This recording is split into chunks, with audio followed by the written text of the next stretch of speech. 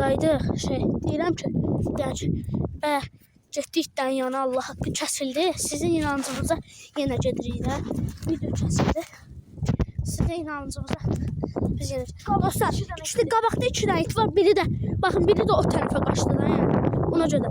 Biri də o tərəflərə qaçdı. Dostlar, bir də ana yanımızdan çıxdılar. Ha, çox qorxduq.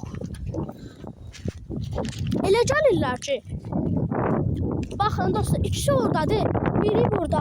Yəni ki, bizi sıxışdırmaqlara çalışacaqlar. Sıxışdırmağa çalışacaqlar, danışan. Oy aman, ay aman.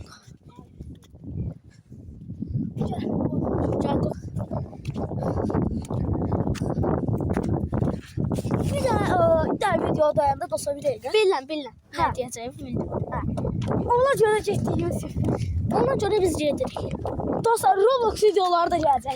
Bəli dostlar, baxın, nə desəz gələcək də.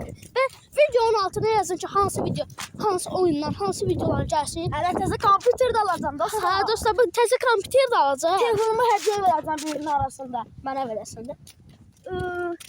Video dayandı.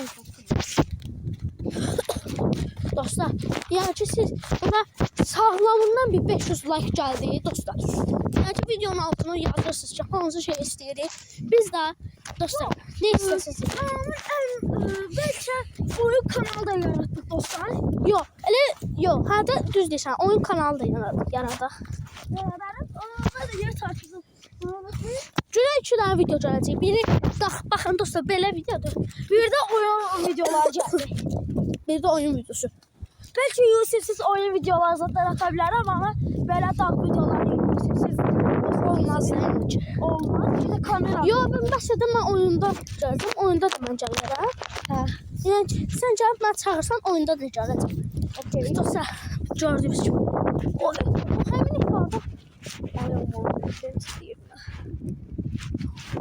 Dostlar, it olan tərəflərdə gəzək. Ha. Dostlar, it olan tərəfimizə həlak edir. Qaqa çox gəzdi, elə bil biz. Əyil. Əyil. Ay nəyə girək heç şey yoxdur. Dayı görə bilər, əyil. Qoş kaldırdı. Ayda. Biraz qorxulu deyil dostlar. Ama sizin için hiçbir şeydi. Ama maraqlı görə ihtiyar edildi. Gördün. Gördün?